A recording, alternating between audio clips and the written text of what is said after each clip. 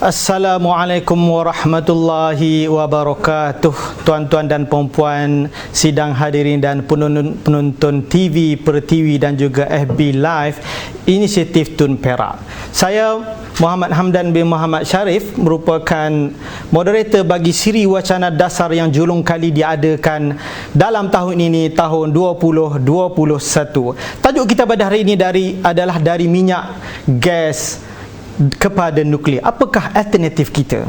Izinkan saya mulakan dengan pengenalan bagi penganjur kita pada hari ini, iaitu Inisiatif Tun Perak ITP adalah badan pemikir bebas yang bertindak sebagai wahana hikmah untuk seluruh anak watan Malaysia di luar sana, seperti pelajar, pendidik, ahli agama, ahli perniagaan, pemimpin masyarakat, wartawan, pegawai kerajaan, pemimpin politik, pembuat dasar, untuk membantu mereka dan segenap lapisan masyarakat memahami aspirasi ketatanegaraan watan Malaysia yang unik dan progresif. Dan wacana ini pada dasarnya berobjektifkan untuk mencetuskan wacana segar mengenai dasar dan polisi bagi menganjak pemikiran anak watan Malaysia ke puncak hikmah.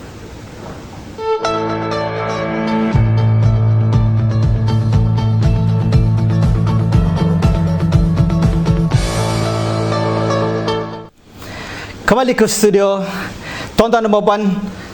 Hari ini bersama dengan kita tetamu undangan yang akan membahaskan topik yang amat kritikal dan amat penting ini. Tidak lain tidak bukan iaitu Datuk Insinyur Teknologis Dr. Badrul Hisham Abdul Aziz. Assalamualaikum Datuk. Waalaikumsalam warahmatullahi wabarakatuh. Sihat Datuk Alhamdulillah. Alhamdulillah. Sebelum kita teruskan, saya ingin menceritakan sedikit sebanyak latar belakang tetamu undangan kita. Siapakah susuk tubuh yang juga mesra dikenali sebagai Datuk Bad Okey, Dr. Badrul Hisham adalah merupakan graduan dalam bidang kejuruteraan kimia dari USA, melengkapkan sarjana muda beliau di UK sarjana dan juga PhD di Jepun. Selama hampir 22 tahun beliau berkhidmat dalam bidang akademik di universiti awam dan swasta, contohnya UMK, UMP, UTM dan UNKS sebagai pensyarah, ketua jabatan, dekan, profesor madya, profesor pengarah Pusat Pembangunan Korporasi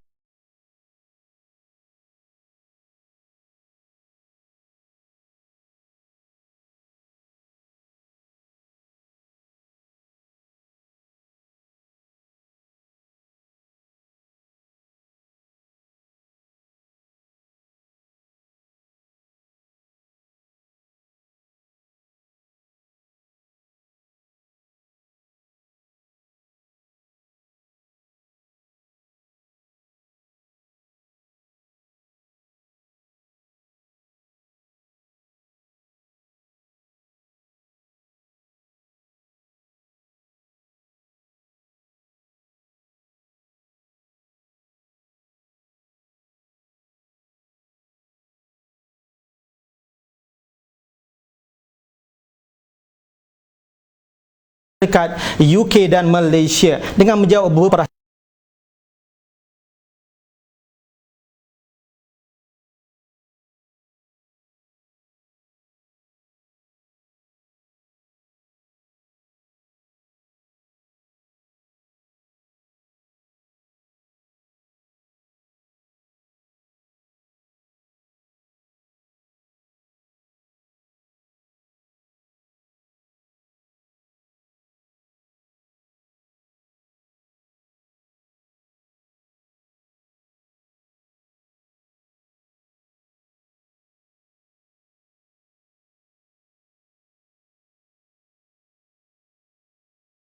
makanan, tenaga dan air. Kalau dalam bahasa Inggeris kita sebut food, energy and water.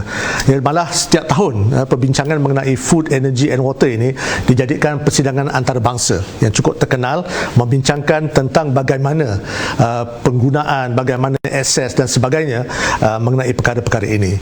Jadi di sini sebenarnya tenaga ni merupakan perkara yang penting. Dia merupakan apa yang kita sebut tentang akses kepada tenaga, penggunaannya menjadi perkara pokok untuk kehidupan seharian rakyat. Dan kita lihat sini kemajuan kemajuan sebuah negara itu sebenarnya banyak bergantung bagaimana keupayaan sebuah negara itu memiliki dan menggunakan tenaga, dan dia memang meningkatkan taraf hidup, ya, dan boleh membasmi kemiskinan, ya. Dan dengan itu kita nampak tenaga amat diperlukan dalam semua sektor, dalam sektor perkhidmatan, kita kata dalam sektor industri, dalam pertanian, dalam pengangkutan awam, perumahan, dan berbagai-bagai. Dengan tenaga ni Datuk, ianya adakah tenaga elektrik semata-mata ataupun bagaimana? Ya, tenaga ni sebenarnya bukan sahaja tenaga elektrik, tetapi tenaga ini sebenarnya dia terbagi kepada dua kategori yang besar. Satu yang kita sebut sebagai tenaga yang boleh diperbarui atau renewable energy, seperti solar, suria, tenaga suria, angin, ombak, ya, geothermal, biomass dan sebagainya. Dan kita ada satu lagi tenaga yang kita amat biasa dengan tenaga ini, iaitu tenaga yang tidak boleh diperbarui, seperti minyak, gas, arang batu dan lain-lain lagi, ya. Dan sebab itulah kita katakan dekat sini ia cukup penting dan diperlukan dalam semua sektor. Malah kalau kita lihat nilai ataupun kita boleh katakan penggunaan tenaga, seorang rakyat Malaysia itu membelanjakan RM1,386 setahun untuk tenaga. Dan ini menjadikan jumlah penggunaan tenaga ialah sebanyak lebih kurang 53 bilion dibelanjakan untuk tenaga bagi seluruh rakyat Malaysia. Ya, begitu.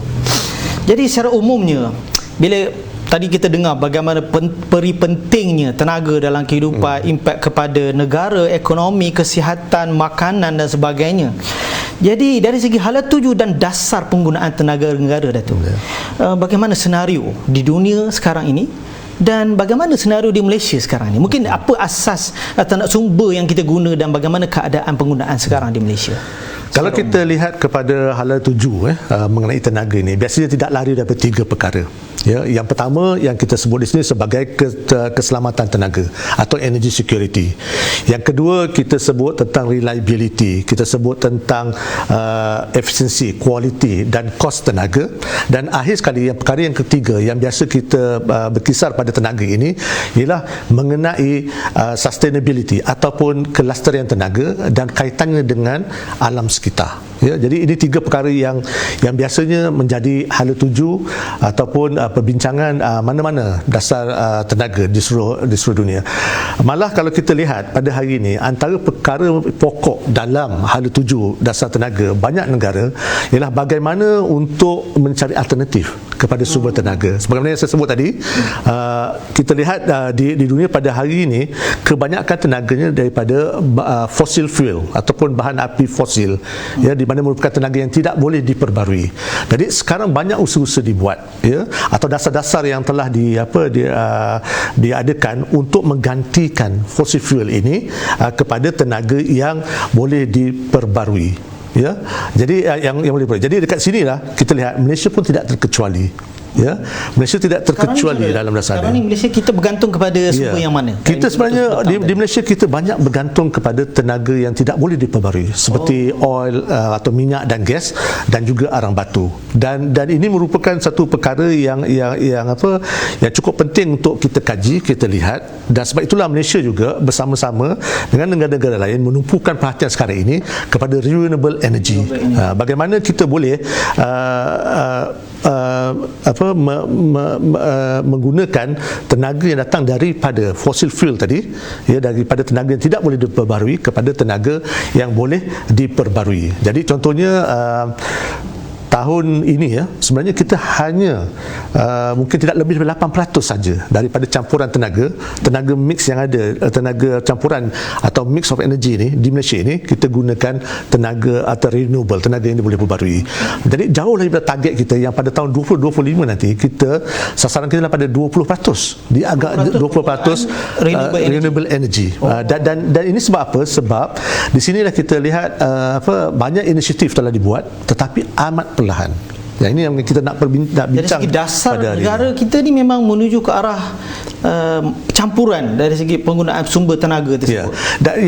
Kita memang tidak boleh lari daripada campuran tenaga ini atau energy mix ini, sebab persoalan besar yang menjadi persoalan dunia pada hari ini pun yang masih lagi tercari penyelesaiannya ialah bolehkah contohnya tenaga yang diperbarui ini, renewable ini, menggantikan sepenuhnya tenaga yang tidak diboleh perbarui? Jawapannya tidak.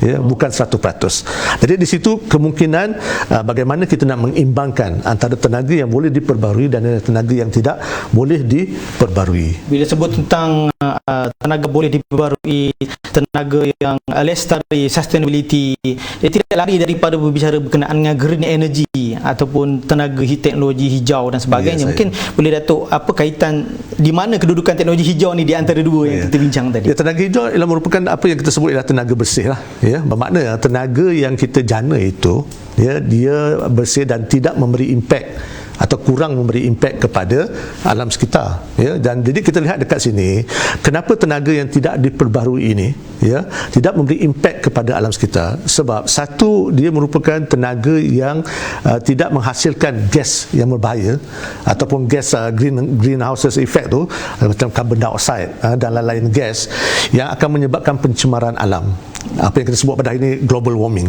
ya. Saya dah fahamkan ianya kebanyakannya datang daripada bahan api fosil tadi, ya, Datuk. Bahan fosil yang kita gunakan contohnya daripada minyak dan daripada gas asli, daripada arang batu, dan malangnya buat masa ini di negara dan juga di dunia kita masih menggunakan lebih daripada 90%, ya, 90% adalah fossil fuel ini.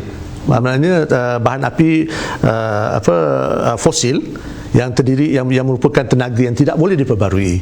Ya, ini penting untuk kita fahami, ya, sebab tidak selama-lamanya kita boleh menggunakan sumber tenaga yang tidak boleh diperbarui ini. Jadi sebenarnya alternatif yang kita cari-cari selama ni sebenarnya bukan sekadar untuk tenaga boleh diperbarui, tapi antara alasan utama ia kerana penggunaan yang terlalu banyak, 90%, 90% tu sebenarnya memberi kesan langsung kepada alam sekitar, justru kepada masyarakat umum kita, generasi kita dan seterusnya akan datang akan menerima kesan yang sangat teruk jika tidak ada alternatif diambil, ya. Okey Datuk, jadi Malaysia mempunyai sumber minyak dan gas yang kita boleh kira banyak sebenarnya. Dan sebenarnya laporan-laporan terbaru kita banyak lagi telaga-telaga minyak dan gas yang sedang diterokai dan masih banyak lagi sebenarnya kalau nak diikutkan lah. Jadi ini biasa orang kata kita negara pengeluar minyak kot, sepatutnya tak ada masalah. Jadi ini satu pertikaian dan perdebatan di luar sana. Jadi Datuk, apakah pandangan Datuk berkenaan penggunaan sumber tenaga utama ini antara minyak dan gas ataupun Datuk sebut tadi bahan api fosil, ya? Ya, bagaimana pandangan Datuk? Adakah kita perlu hentikan ataupun macam tadi campur, tetapi bagaimana dari segi nisbahnya, dan apa keperluan kita nak pergi ke tenaga yang baru atau alternatif yang kita sebut untuk perbincangan hari ini? Memang kita tidak nafikan, ya, minyak dan gas asli merupakan antara penyumbang tenaga, sumber tenaga utama di negara, ya. Kalau kita sebut tentang komponen manakah yang menyumbang kepada sumber primer tenaga, di situ kita lihat 37% ialah terdiri daripada minyak dan 44% terdiri daripada gas asli. Jadi di situ saja 80% merupakan penyumbang besar, dan juga termasuk juga dengan arang batu, ya. Jadi dekat sini persoalannya, adakah kita hendak meninggalkan terus minyak dan gas asli atau bagaimana? Di sini jawapannya lah kita masih boleh, ya, untuk menggunakannya, tetapi kita kena ingat, ya, satu perkara bahawa minyak dan gas asli ini dia tidak akan kekal selama-lamanya. Maknanya apa yang akan berlaku, kita ada simpanan reserve di dalam muka bumi ini yang mungkin akan bertahan. Setengah orang mengatakan bahawa gas asli ini mungkin bertahan tidak lebih dari 50 tahun, ya, minyak pun mungkin tidak lebih daripada 20 tahun.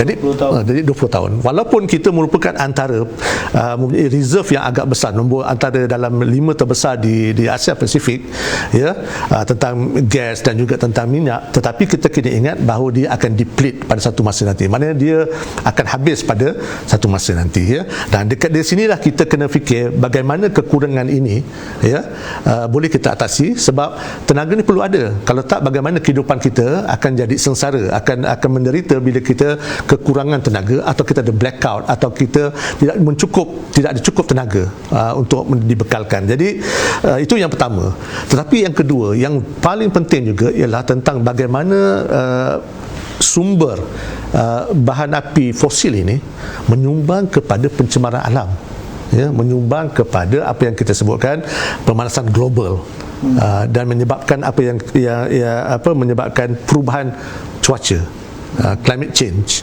yang merupakan masalah yang cukup besar. Kesan rumah hijau ada tu Ya, kesan rumah hijau, greenhouse effect, yang menyebabkan climate change, cuaca yang tidak menentu, paras air di laut naik menyebabkan banjir, dan kita lihat bila suhu meningkat, dan ini memberi kesan kepada manusia dan alam sekitar, dan dia cukup berbahaya dan perlu dibuat sesuatu. Itu saya kira perkara yang perlu kita sebagai rakyat Malaysia terutamanya, khususnya ataupun orang di luar sana seluruh dunia sebenarnya semuanya mencari-cari alternatif kerana ianya mempunyai risiko-risiko yang besar.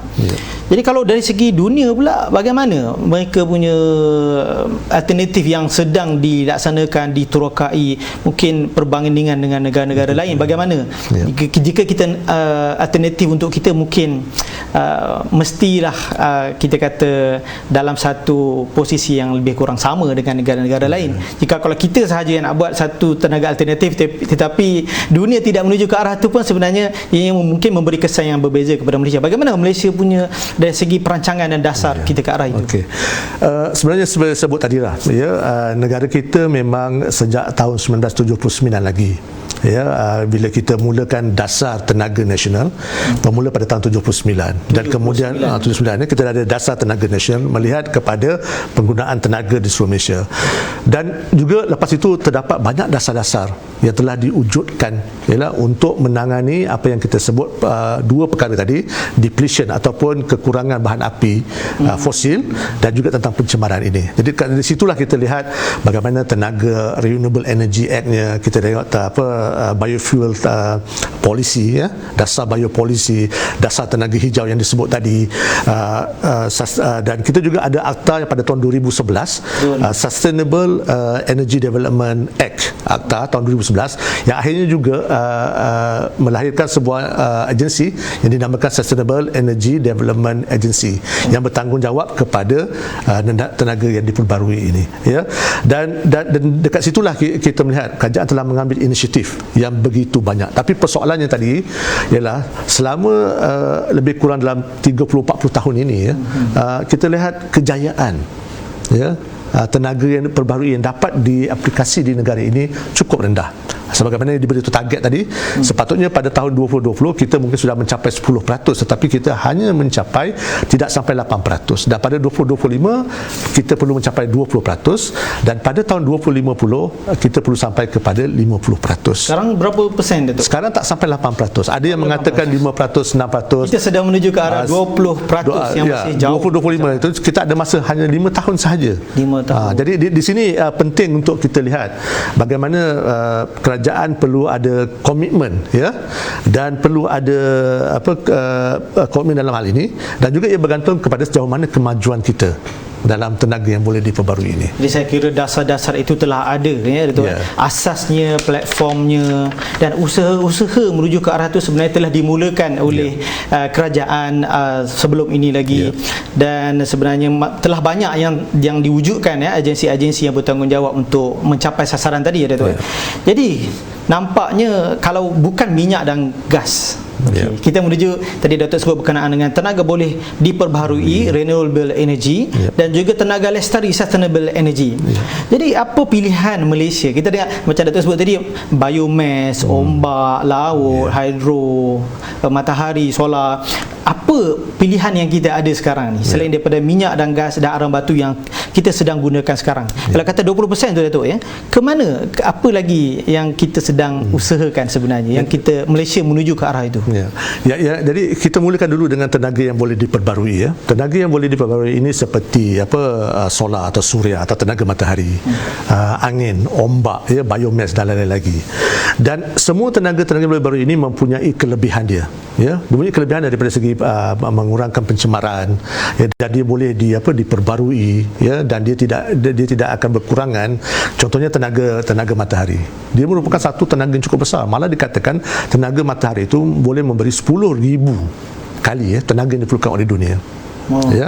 Tetapi masalahnya ialah bagaimana kita nak menggunakan tenaga matahari secara efisien. ya.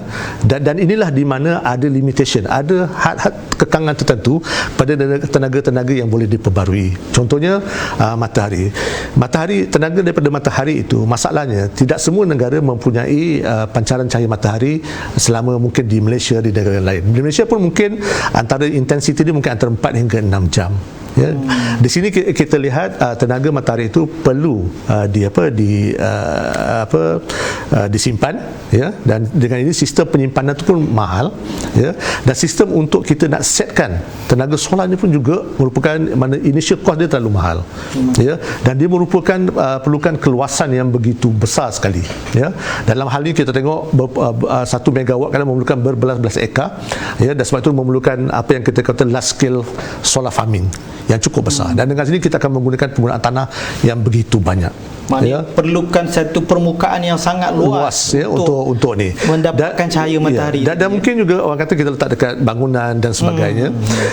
Tetapi juga dekat situ juga akan ada benda yang berkaitan juga dengan bagaimana kita nak generate atau kita nak produce ataupun kita nak keluarkan panel-panel solar ini yang juga terdiri daripada material-material yang kadang-kadang berbahaya, menggunakan asid dan sebagainya. Jadi ada isu lain. Sama juga dengan angin. Ya, orang kata okey, kita gunakan angin sebab angin tu free semacam menyediakan tenaga matahari. Tetapi kita lihat angin ini angin yang diperlukan sebenarnya kalau mengikut teorinya, kita memerlukan kelajuan 4 meter per saat. Ya, barulah kita mendapat angin yang begitu kuat untuk menjalankan kincian angin itu atau the windmill itu untuk mendapatkan tenaga. Tetapi di Malaysia average adalah 2 meter per second, kecuali beberapa tempat macam di Kuala Terengganu, Mersing dan Kudat. Ya. So dengan ini, dan dia intermittent, maknanya dia tidak berterusan. Sekejap ada, sekejap tak ada. Adakah kita nak macam lampu aircon kita sekejap ada, sekejap tidak ada kan? Nah, ini merupakan cabaran yang besar. Dan paling besar pun satu lagi ialah kebanyakan tenaga-tenaga ini, contohnya tenaga solar, tenaga angin ini, dia kecil berbanding dengan tenaga yang digunakan arang batu atau tenaga yang menggunakan gas asli. Ya. Contohnya kalau tenaga yang terbesar yang saya faham di Spain, paling besar pun 60 megawatt tenaga angin.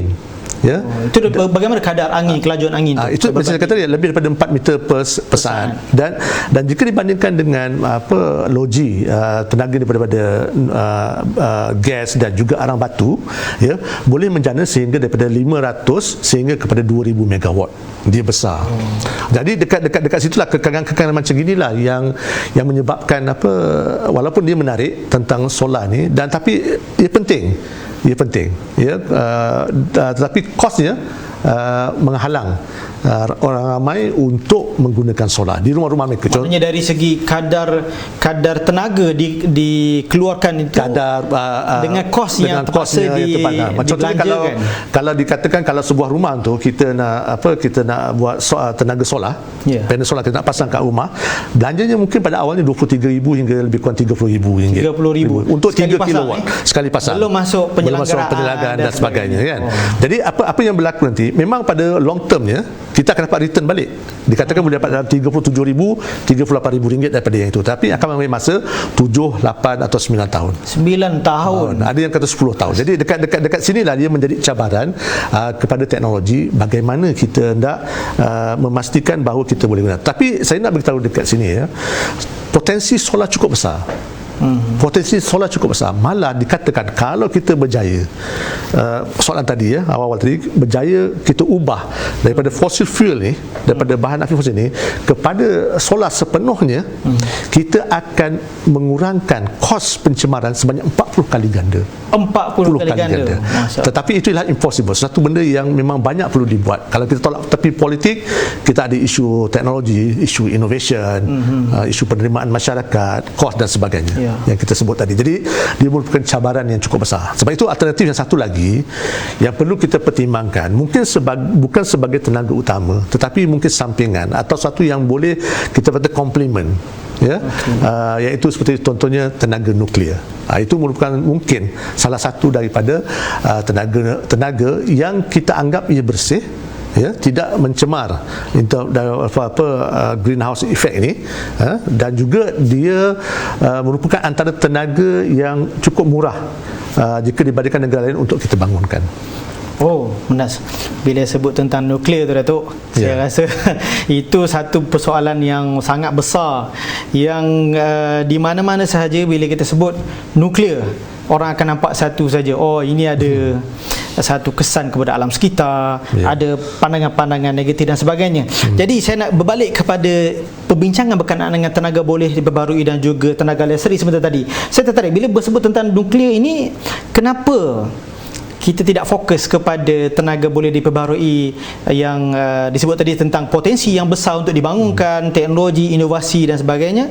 Sedangkan dari segi dunia, kalau kita tengok contohnya Elon Musk, contohnya dia menuju ke arah green energy atau energi tenaga hijau dan sebagainya, berasaskan bateri, berasaskan matahari dan sebagainya, dan menuju ke arah tenaga boleh diperbarui. Jadi dan saya yakin perkara ini juga tenaga nuklear yang Datuk sebut tadi pun sebenarnya masih banyak negara-negara lain yang telah terokai lebih awal lagi di luar sana. Jadi Datuk, apa pandangan Datuk berkenaan dengan hal ini dari segi nuklear, dan kenapa kita tidak fokus kita kepada tenaga boleh diperbarui tadi? Saya rasa fokus kita, kalau pada pandangan saya, kita kena fokus kepada tenaga yang boleh diperbarui, sebab dia ada potensi yang cukup besar. Walaupun ada kekangan-kekangan di situ, tetapi mungkin sebahagian besar daripada kekangan ini boleh diatasi dengan beberapa mekanisme yang perlu, contohnya mendapatkan support daripada kerajaan, insentif dan sebagainya. Ya. Tetapi di sini juga kita tidak boleh kata orang tolak tepi tentang alternatif tenaga nuklear. Sebab satu daripada sebabnya ialah dengan kemajuan teknologi pada hari ini, tenaga nuklear pada hari ini, contohnya yang berasaskan thorium itu, dia boleh menjadi sebuah reaktor, tenaga nuklear reaktor yang lebih selamat, ya, lebih mesra alam berbanding dengan uranium atau plutonium tadi. Ya, jadi dekat situ kita tengok perkembangan teknologi telah banyak membantu dalam bagaimana kita boleh menggunakan tenaga yang terlalu banyak risiko ini, bagaimana kita boleh uruskan risiko itu dan menjadikannya sebagai satu tenaga yang selamat dan mesra alam. Tetapi ini merupakan satu cabaran yang besar lah yang disebut tadi. Ya, dan dekat sinilah di mana tenaga yang diperbarui itu, renewable energy cukup penting untuk kita memberi penumpuan. Ya. Jadi bagaimana dasar negara Datuk berkenaan dengan nuklear? Bila Datuk sebut nuklear ini, oleh kerana wacana kita hari ini adalah berdasarkan dasar yang kita bincangkan. Jadi bagaimana dasar negara berkenaan nuklear ini Datuk? Dasar negara mengenai nuklear cukup jelas, ya. Kita telah tubuhkan apa yang kita katakan Pusat Tenaga Atom Tun Ismail Puspati, dikenali sebagai MIN, Malaysian Institute of Nuclear Technology, Nuklear Malaysia, pada hari ini dikenali sebagai Nuklear Malaysia, yang mana ketika itu kerajaan juga mencari alternatif, ya, dan malah pernah ada usaha-usaha untuk melihat tenaga nuklear ini sebagai salah satu alternatif, ya. Jadi pada masa kerajaan terdahulu pernah ada usaha dibuat untuk membina tenaga nuklear pada 2021 sebenarnya, dengan 2021, ya, sepatutnya dan 9.3 bilion kalau tak saya bajet yang disediakan, ya, melihat kepada potensi yang ada. Dan pada lepas itu perubahan kerajaan, bila kerajaan PH alih, mereka telah mengadakan polisi adalah non-nuklear. Ya, Tun Mahathir dengan jelas mengatakan kita tidak bersedia lagi untuk menangani sisa nuklear dan sebagainya. Ya, jadi kat sini kita ada perubahan polisi. Tetapi cuma pada kali ini, kerajaan PN kita tidak boleh nampak lagi apakah dasar yang hendak kita bawa tentang nuklear. Tetapi kita telah ada institut pendidikan, kita telah ada satu nuklear,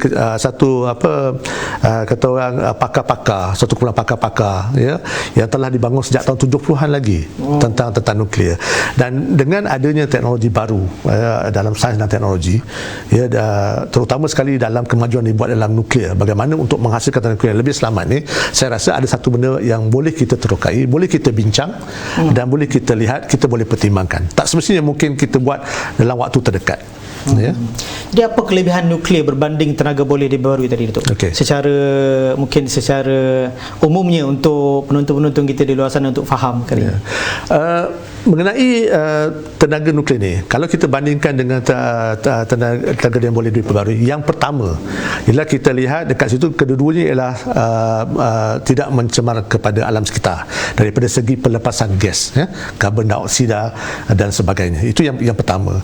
Yang kedua, kita lihat perbezaannya tenaga nuklear ini di mana-mana loji kuasa tenaga ini boleh memberi kata orang saiz yang cukup besar. Ya, bermakna boleh dibuat dengan saiz yang besar, menyumbang kepada 500,000 megawatt berbanding dengan tenaga yang boleh diperbarui mungkin yang tidak sebesar yang boleh dibuat melalui. Jadi dekat situ kita nak scale of ekonomi kat situ, di mana skill untuk loji nuklear berbanding dengan tenaga yang boleh diperbarui atau renewable energy itu. Okay. Ya, cuma masalahnya sekarang ialah bagaimana kita nak mengurus tentang risiko sisa, risiko radioaktif dan sebagainya. Tetapi benda itu sekarang ini itu yang dicadangkan, apa yang kita katakan thorium, ya, liquid thorium fluoride reactor. Okey Datuk, saya kira banyak perkara yang telah Datuk sentuh sebentar tadi, ya. Yang saya kira tuan-tuan dan puan-puan di rumah mungkin nak tahu lebih lanjut lagi tentang apa yang disebut. Saya kira ada perkara-perkara yang mungkin bunyinya teknikal, thorium, uranium dan sebagainya, ya. Okey, tetapi bila secara rakyat awam, orang awam, rakyat secara umumnya bila sebut nuklear, satu perkara yang menakutkan mereka adalah isu keselamatan itu, ya. Dan pasti kita pun sebenarnya ramai yang telah mengetahui berkenaan dengan isu-isu yang berlaku dan ia membentuk satu persepsi oleh ramai pihak. Ya, antaranya letupan loji nuklear Chernobyl 1986, kerosakan reaktor nuklear Fukushima akibat gempa bumi tak lama pun, baru beberapa tahun yang lepas. Dan juga tidak dilupakan sejarah hitam yang pernah berlaku di Malaysia, iaitu di kilang Mitsubishi, pencemaran radioaktif di Bukit Merah pada tahun 1982. Ianya juga berkaitan dengan radiasi dan juga unsur-unsur radioaktif yang sama, ya Datuk. Dan tidak kurang penentangan daripada pihak-pihak tertentu, contohnya Greenpeace dan sebagainya. Jadi kenapa kita masih perlu pertimbangkan perkara ni, Datuk? Sebagaimana yang saya sebut tadi lah, dia ada gap dekat situ. Walaupun kita akan ada target untuk renewable energy, contohnya 50% pada tahun 2050, tetapi di situ ada alternatif yang perlu kita terokai atau boleh kita pertimbangkan disebabkan oleh kelebihan-kelebihan ada kepada liquefied thorium fluoride reactor tadi. Ya, jadi dekat situ sebenarnya apa yang disebut oleh saudara moderator tadi mengenai Chernobyl, mengenai Fukushima, Three Mile Island dulu pun sebenarnya dia berbeza dengan apa yang berlaku di Malaysia. Kalau di Malaysia kita tidak ada nuklear reaktor lagi. Ya, apa yang berlaku itu ialah kilang kimia yang pada masa itu tidak diuruskan sisanya dengan baik, yang mengandungi uranium dan thorium, tetapi ada teknologi yang telah kita bangunkan. Ketika itu saya bersama dengan nuklear Malaysia, kita telah berjaya bangun teknologi untuk memisahkan uranium thorium daripada sisa itu tersebut, ya. Jadi dekat situ teknologi ada. Tetapi cuma apa yang kita sebut pada hari ini ialah dengan perkembangan teknologi kita kena menimbangkan semasak-masaknya tentang alternatif ini disebabkan saiz ataupun sumbangan tenaga yang begitu besar, tapi menggunakan bahan mentah yang cukup kecil. Saya bagi contoh, kalau tenaga nuklear, loji nuklear yang menggunakan thorium, menggunakan uranium yang tradisional, yang konvensional pada hari ini, dia memerlukan contohnya 239 metrik tan untuk uranium oxide untuk menghasilkan 1000 megawatt. Loji 1000 megawatt power dia keluar, tenaga dia. Tetapi dengan thorium kita cuma menggunakan 0.9 metrik tan saja, 9 megatan saja, sangat kecil berbanding dengan uranium tadi, dan sisanya pun cukup kecil berbanding dengan sisa yang dihasilkan oleh apa yang kita sebut thorium tadi. Jadi dekat sinilah kita lihat dia cukup penting, ya. Dan sebab tu kita lihat pada hari ini banyak negara berlomba-lomba sekarang ini cuba untuk membangunkan tenaga nuklear ini daripada thorium sebab dia lebih selamat, lebih mesra alam dan mempunyai potensi yang cukup besar pada masa akan datang. Malah macam saya sebut tadi juga, sebelum ini saya sebut tentang bagaimana seorang calon presiden Amerika baru-baru ini pun, Andrew Yang, mengemukakan salah satu daripada manifestonya ialah tentang liquid thorium fluoride reactor ni, ya, yang akan boleh dibangunkan pada masa akan datang, walaupun thorium fluoride reactor. Jadi dia agak berbeza. Apa yang saya kata, mungkin kita perlu mungkin wacana yang lain lah kalau kita dengan lebih detail lagi. Tetapi saya dekat sini, kenapa kita lihat yang ini, sebab satu disebabkan dengan sumber thorium yang ada di negara dan juga di seluruh dunia, kita kena lihat itu. Yang kedua, Indonesia contohnya, jiran kita telah memulakan projek thorium ini berasaskan thorium 3.5 gigawatt, ya, yang sudah dimulakan. Dan dengan ini kita lihat, kalau kita tidak mengambil peluang atau kita tidak meneroka benda ini, kita juga akan menjadi pengikut, follower, atau kita akan jadi apa kita katakan pengikut dan pembeli, dan kita tidak membangunkan teknologi sendiri, ya, terutama sekali sumber yang kita ada. Jadi Datuk, berkenaan dengan tanggapan persepsi negatif berkenaan dengan isu keselamatan loji reaktor nuklear yang kita biasa dengar, yang saya sebut sebentar tadi, sebenarnya ia adalah semata-mata salah tanggapan, Datuk? Ke bagaimana? Persepsi itu memang betul sebab ada benda yang berlaku tu. Tetapi kalau kita melihat dekat situ, semua bahan api terutama yang bahan yang fosil tadi, dan juga nuklear, dan juga apa-apa saja mempunyai risiko-risiko tertentu. Jadi bagaimana kita mengurus risiko itu yang penting.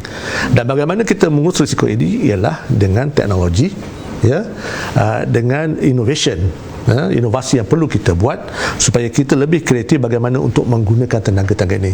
Sebab itu kita lihat, walaupun kita dapat tanggapan negatif, tetapi kenapa banyak negara pada hari ini, contohnya Amerika Syarikat, India, Jepun, Kanada, belum mempertingkatkan stok thorium mereka. Malah mereka beli thorium daripada Malaysia sekarang ini. Malaysia sebagai pengeluar thorium yang dibeli oleh negara luar, juga pengeluar mendapatkan thorium untuk kepentingan mereka, kan. Jadi dekat situ kita lihat daripada segi persepsi pun, mungkin kita tengok satu persatu tentang apa yang kita sebut tentang saya bagi contoh. Beberapa tahun lepas saya pergi ke Jerman, dan berjumpa dengan pakar nuklear nombor 1 Jerman, yang pada masa itu juga merupakan pakar yang mengetuai kita katakan siasatan tentang Fukushima. Beliau berada di Jerman, dan perbincangan cukup menarik. Saya tanya dia bagaimana dengan renewable energy. Beliau berkata di Jerman renewable energy menjadi pokok sebab nuklear yang biasa digunakan tidak boleh digunakan lagi sebab parti yang memerintah lebih kepada tidak mahu menggunakan tenaga nuklear. Jadi mereka telah berhentikan semua tenaga nuklear. Jadi saya tanya satu soalan, cukupkah tenaga untuk Jerman jika kita tidak ada tenaga nuklear ini? Dia kata sebenarnya tidak cukup. Dengan renewable sahaja, dan dia terpaksa beli tenaga daripada luar. Dan tenaga dari luar itu dapat daripada mana? Tenaga yang di luar itu dapat daripada negara France dan negara-negara lain yang menggunakan nuklear. Jadi dekat situlah ironinya, ya. Kita lihat tentang persepsi, ya, kita lihat tentang fakta dekat situ, sains dan teknologi. Tetapi macam saya kata tadi, semuanya perlu pertimbangan, semua perlu. Tapi bagi saya, masa depan Malaysia ialah kita kena beri tumpuan kepada tenaga yang diperbarui tadi, renewable energy, di samping melihat teknologi yang boleh dibangunkan untuk tenaga nuklear. Jadi kita jangan kata orang tolak tepi saja. Sebagaimana setengah orang, bila nuklear kita teringat Fukushima dan sebagainya. Malah Fukushima tu pun boleh kita jelaskan kenapa Fukushima berlaku seperti itu, ya. Cara tu sebut tadi thorium ini lebih selamat dan sebagainya. Okey, menarik di situ sebenarnya. Bagaimana dikatakan thorium itu lebih selamat daripada berbanding dengan uranium? Sebab daripada segi teknologinya, sebab ini lebih kepada mungkin teknikal, ya. Kalau kita gunakan uranium, ya, pembakarannya, fissionnya dan sebagainya, dia akan menghasilkan banyak sisa yang begitu besar. Tetapi untuk thorium ini tidak begitu. Ya, dia akan pembakar tindak balasnya yang lebih komplit, ya, dengan kata orang bahan api yang lebih kecil, menghasilkan sisa yang tidak banyak. Dan malah kalau berlakulah seperti apa yang berlaku di Fukushima, dia boleh shut down atau dia boleh berhentikan kilang tersebut serta-merta tanpa ada radiation, tanpa ada apa yang kita sebut sisa-sisa yang perlu diuruskan. Seperti macam di Fukushima itu, selepas dia shut down, dia tutup dia terpaksa flash out, terpaksa keluarkan dan buang di laut dan sebagainya. jadi thorium ni tidak akan berlaku isu seperti itu. Tidak, maknanya kelebihan thorium itu bukan seperti apa yang ada pada yang konvensional. Of course sekarang ni masih banyak lagi kajian dibuat dan belum ada lagi satu thorium reaktor ini, tapi setelah hampir-hampir akan dikomersialkan tidak berapa lama lagi. Ya. Okey, sangat-sangat menarik saya kira. Dan bila sebut tentang nuklear ini, kita biasa dengar lah, dia ada satu pertarungan antara kuasa-kuasa besar dunia untuk menguasai negara dunia, ataupun menguasai dari sudut ekonomi, dari sudut ketenteraan dan juga dari sudut keselamatan negara sebenarnya. Contohlah, saya setakat kita punya pembacaan yang cetek inilah. Macam China, bila sebut China, negara China mempunyai reaktor nuklear yang banyak, penggayaan uranium yang telah berlangsung berpuluh tahun. Amerika Syarikat dan negara-negara luar yang punya kuasa-kuasa besar, Rusia, ini semua negara-negara yang orang kata mempunyai keselamatan negara yang tinggi dan juga boleh dikatakan sebagai kuasa besar dunia dalam bidang ketenteraan jatuh. Jadi bagaimana pula bila dikatakan jika Malaysia menjurus ke arah nuklear akan menyebabkan kita ni berada di kedudukan yang strategik di tengah-tengah antara timur dan barat, kan, menguasai lautan di tengah-tengah perhubungan antara dua tamadun yang berbeza ini. Jadi bukankah ia akan membawa kita kepada konflik serantau dan juga konflik dunia dan sebagainya? Bagaimana pandangan Datuk? Kita melihat trend pada hari ini, banyak negara-negara maju ini, contohnya Amerika dan terutama China sekarang ni berlomba-lomba untuk membuat tenaga nuklear, loji nuklear. Contohnya China, sebenarnya saya pernah beberapa tahun lepas ketika saya berada di negeri China, saya telah berjumpa dengan pakar yang terlibat dalam 60 pembinaan tenaga loji nuklear sedang dibina. Ya. Dekat situlah kita lihat sebenarnya kalau kita memikirkan tentang pertahanan dan keselamatan negara, bagi saya mempunyai keupayaan nuklear ini merupakan antara salah satu strategi yang terbaik di dalam apa yang kita sebut untuk pertahanan dan keselamatan negara. Keselamatan dan kestabilan rantau ini boleh diperkuatkan bila kita ada keupayaan nuklear, di mana kita akan menghadapi ancaman daripada China dan Amerika dan sebagainya. Kadang orang berfikir sebaliknya, macam tadi orang berfikir tentang konflik, kita ada konflik, tetapi cantiknya thorium tadi, berbanding dengan uranium, thorium tidak boleh dibuat senjata nuklear. Itu beza yang besar. Dia memang tidak mampu untuk tidak boleh. Daripada segi teknikal tidak boleh. Sebab itu uranium, plutonium dibangunkan di Amerika sebagainya, sebab mereka nak menggunakan itu bukan saja untuk tenaga tetapi untuk senjata. Tetapi thorium ini tidak boleh menjadi senjata disebabkan teknikal. Jadi kesesuaian ke ataupun dari segi unsur itu sendiri? Daripada unsur tu teknikalnya dia tidak boleh jadi senjata. Setakat ini yang kita faham tentang teknikalnya. Jadi dengan adanya keupayaan tenaga nuklear itu, ia memberi satu kata orang kekuatan untuk kestabilan di rantau Asia Tenggara ini. Sebab itu kita lihat banyak negara-negara yang mempunyai tenaga nuklear, Pakistan, India, North Korea dan sebagainya. Kita lihat dekat situ dia lebih kepada sebagai defense mechanism. Ini yang perlu kita sebut, dan bagi saya tidak ada salahnya untuk kita meninjau atau kita mempertimbangkan demi untuk kestabilan keselamatan rantau di sini. Jika tidak, kita mungkin sekali lagi akan menjadi mangsa, dibuli dengan dasar-dasar luar yang mungkin sebenarnya merugikan kita. Itu yang saya setakat mungkin Datuk boleh bagi pandangan lah saya dimaklumkan UAE juga negara yang mempunyai stok minyak yang sangat banyak di rantau Timur Tengah. UAE baru sahaja menyiapkan loji nuklear tersendiri. Dan ini mungkin saya perlukan pandangan Datuk lah. Kenapa UAE yang kita kata kaya lah dengan sumber minyak dan sebagainya masih menggunakan nuklear sebagai salah satu daripada alternatif tenaga yang mereka pilih? Kenapa? Sebagaimana yang saya sebut tadi lah, penggunaan tenaga ini cukup penting dan merupakan satu perkara yang merupakan pokok dalam kemajuan sebuah negara.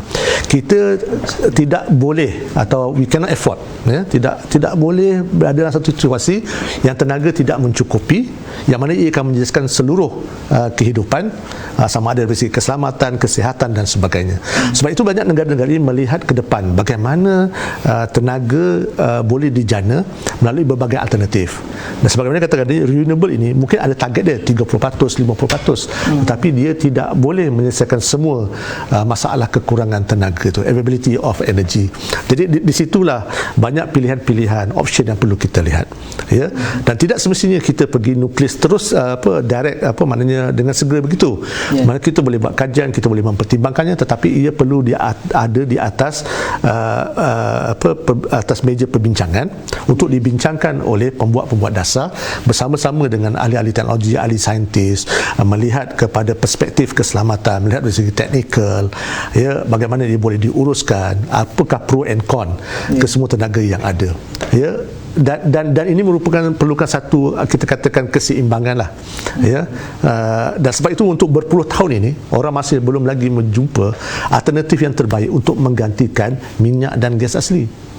Malahan pada hari ini pun arang batu masih lagi menjadi kata orang pilihan, disebabkan kita ada mempunyai banyak arang batu di dunia, ya, dan di Malaysia juga, walaupun Malaysia import arang batu dari luar untuk membina jana kuasa tenaga daripada arang batu. Ya, jadi dia ada pro and con untuk setiap tenaga yang tu, daripada segi kosnya, daripada segi efisiensinya, ya, daripada keupayaannya, daripada segi atau deliverynya macam mana, ya, semua itu memerlukan pertimbangan yang cukup cukup detail atau cukup terperinci, yang mana perlukan inovasi, memerlukan kreativiti, dan mungkin memerlukan kita kata, bagi saya lah, keberanian dalam kita untuk meletak semua benda di atas meja perbincangan, dan untuk kita lihat dan kita kaji. Tidak, terima kasih. Alhamdulillah, inilah dia, kan. Banyak perkara yang saya rasa kita baru ungkap, kan. Perkara-perkara yang kita pandang negatif sebelum ini sebenarnya mempunyai sesuatu yang lebih besar di sebaliknya, kebaikan lebih baik lagi, dan juga dari segi teknologi dan sebagainya yang dibicarakan sebentar tadi. Jadi ini satu perkara yang perlu kita sebagai generasi muda terutamanya untuk berfikiran terbuka, untuk menerima dan melihat segenap segi secara holistik dari segi keperluan tenaga kita di masa akan datang. Dan juga nuklear merupakan salah satu pilihan dan juga alternatif dengan teknologi baru disebut tadi, berasaskan thorium, apatah lagi Malaysia mempunyai deposit thorium yang banyak, itu ya. Jadi mungkin sebagai soalan terakhir untuk kita hari ini di studio dan juga penonton di rumah, apakah rumusan Datuk dari keseluruhan wacana kita pada hari ini, dan bagaimana seharusnya Malaysia bergerak ke depan dalam perkara ini? Pertama, kita lihat dekat sini, dan saya masih berpegang pada pendapat saya yang masa depan tenaga negara ini bergantung kepada bagaimana kita memperkasakan secara intensif sumber tenaga yang boleh diperbarui, ya, demi kelangsungan apa yang kita sebut keselamatan dan juga kelestarian tenaga pada masa akan datang. Jadi di sinilah peranan kerajaan cukup penting, ya. Kita kena ada political will, dan kerajaan perlu melihat kepada inisiatif-inisiatif yang sedia ada, ya, yang sedang dirancang, termasuk dalam bajet yang baru-baru ini, yang telah ada 1.9 bilion untuk tenaga solar dan sebagainya, melihat kepada lebih agresif lagi, ya, daripada segi contohnya tadi, kalau kekangan daripada segi solar ini ialah financing. Jadi kerajaan perlu membagi lagi insentif yang lebih banyak lagi, yang lebih baik lagi, supaya kekangan-kekangan ini boleh diatasi. Ya, kerajaan telah ada beberapa mekanisme, contohnya feed in tariff feed.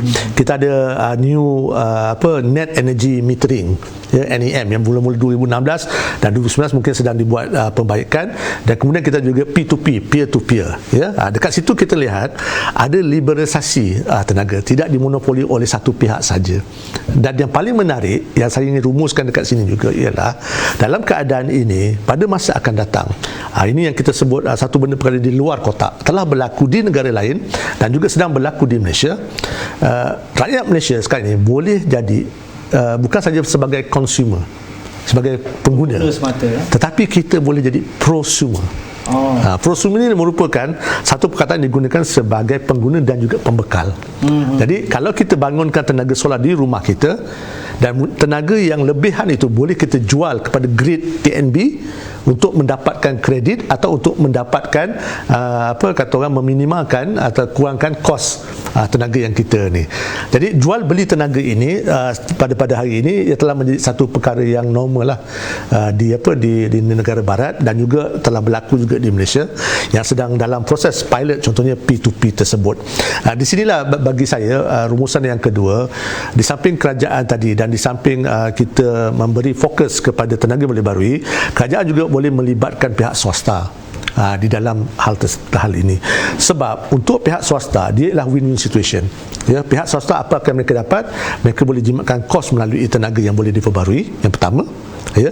Yang kedua, ada insentif yang tadi sebagai prosumer, mereka boleh jual balik tenaga yang kalau mereka boleh generate daripada solar tadi contohnya. Dan yang ketiga, dia merupakan satu reputasi kepada syarikat, di mana mana-mana syarikat yang mengamalkan contohnya memberi sumbangan dalam tenaga yang boleh diperbarui, clean energy, akan mendapat reputasi yang baik di kalangan customer.